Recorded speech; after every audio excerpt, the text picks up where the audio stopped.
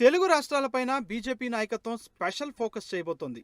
రెండు తెలుగు రాష్ట్రాల్లోనూ కొత్త వారికి పార్టీ పగ్గాలు అప్పగించేలా కసరత్తు చేస్తోంది.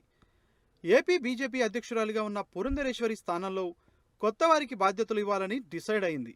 ఇప్పటికే ఈ మేరకు పార్టీ రాష్ట్ర నేతల నుండి హైకమాండ్ అభిప్రాయ సేకరణ స్టార్ట్ చేసినట్లు టాక్.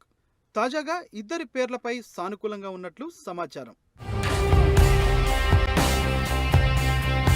తెలుగు రాష్ట్రాలకు త్వరలోనే కొత్త అధ్యక్షుల నియామకం జరపబోతున్నట్లు జాతీయ నాయకత్వం నుంచి సంకేతాలు ఇస్తోంది. కొత్త సారథితో మరింత బలం పుంజుకోవాలనేదే టార్గెట్గా పెట్టుకున్నట్లు టాక్ వినిపిస్తోంది. ఈ మేరకు చేపట్టిన కసరత్తును హైకమాండ్ స్పీడప్ చేసినట్లు సమాచారం. ఇప్పటికే రాష్ట్ర నేతలు కూడా పార్టీ ముఖ్యులతో సంప్రదింపులు చేస్తున్నారు. నాయకత్వ మార్పుపైన వారి అభిప్రాయాలను అడిగి తెలుసుకున్నారు. కొత్త అధ్యక్షుడి ఎంపికలో సామాజిక సమీకరణాలపై కూడా చర్చ జరిగినట్లు టాక్.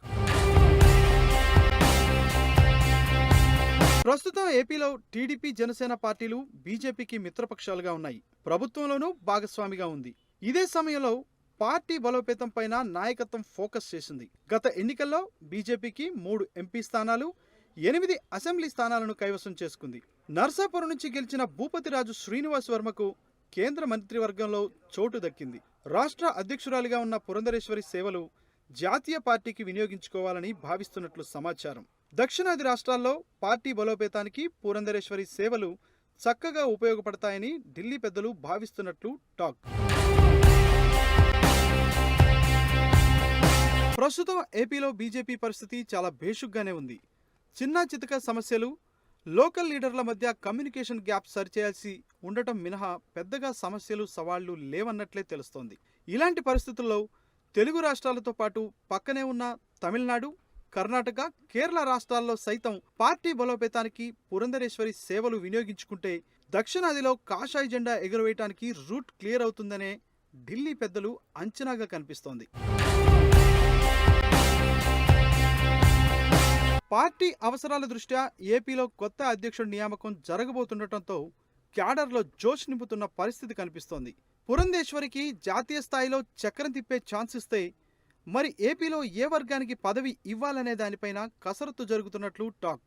కాపు, రెడ్డి, బీసీ వర్గాల్లో ఏ వర్గానికి అధ్యక్ష బాధ్యతలు ఇవ్వాలనే చర్చ జరుగుతోంది. ఇప్పటికే తెలంగాణలో బీసీ వర్గానికి అధ్యక్ష బాధ్యతలు అప్పగించాలని నిర్ణయించినందున మరి ఏపీలో కూడా బీసీ వర్గానికి ఛాన్స్ ఇస్తారా లేదా అనేది క్లారిటీ లేదు.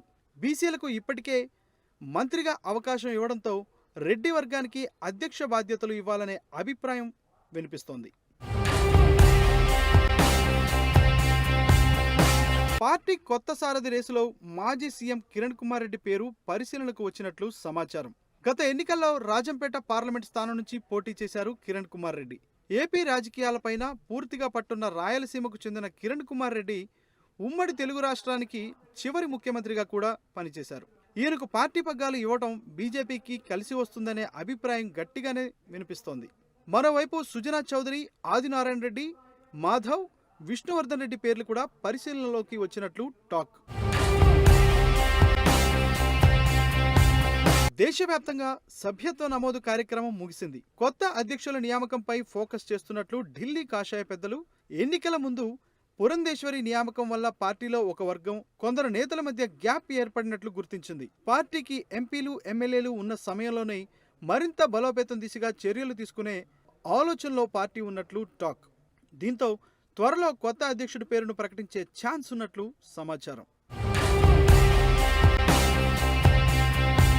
బీజేపీ ఏపీ అధ్యక్షుడి ఎంపికకు ఢిల్లీ కేంద్రంగా కమలం పార్టీ కసరత్తులో ఎవరికి అవకాశం దక్కుతుంది, అధిష్టానం ఎవరి వైపు మొగ్గు చూపే అవకాశం ఉందన్న దానిపై జరుగుతున్న చర్చలతో పార్టీ నేతల్లో తారాస్థాయికి చేరిన ఉత్కంఠ పొలిటికల్ సర్కిల్లో హాట్ టాపిక్గా మారింది. జాతీయ అధ్యక్షుడిని కూడా మార్చేసిన వెంటనే రాష్ట్రాల అధ్యక్షుల మార్పు చేస్తారా, ఏపీలో ఎన్డీఏ కూటమితో ఉండటంతో ఎలాంటి నిర్ణయం తీసుకోబోతున్నారు, కొత్త రథసారథిగా ఎవరికి ఛాన్స్ ఇస్తారన్న దానిపై ఢిల్లీలో కసరత్తు స్పీడప్ చేస్తున్నట్లు పార్టీలో గుసగుసలు జరుగుతున్నాయి.